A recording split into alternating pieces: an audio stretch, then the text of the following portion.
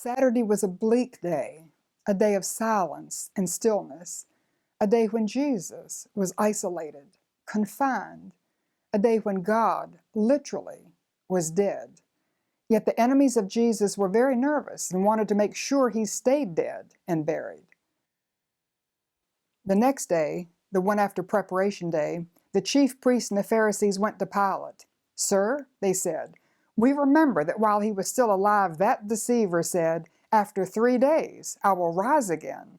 So give the order for the tomb to be made secure until the 3rd day. Otherwise, his disciples may come and steal the body and tell the people that he has been raised from the dead. This last deception will be worse than the first." "Take a guard," Pilate answered. "Go, make the tomb as secure as you know how." So they went and made the tomb secure by putting a seal on the stone and posting the guard. Psalm 2 comes to mind as a warning to those who plot against the Son of God. "Why do the nations conspire and the peoples plot in vain?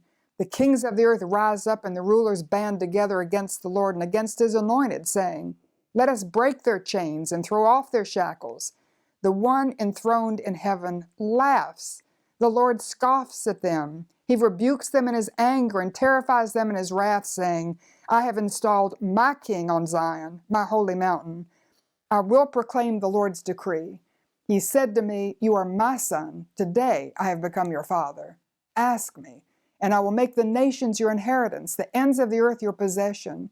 You will break them with a rod of iron. You will dash them to pieces like pottery. Therefore, you kings, be wise. Be warned, you rulers of the earth. Serve the Lord with fear and celebrate his rule with trembling.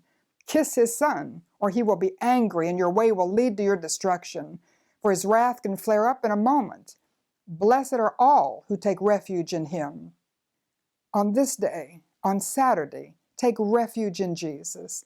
Acts 4:12 clearly says, "Salvation is found in no one else, for there is no other name under heaven given to mankind by which we must be saved."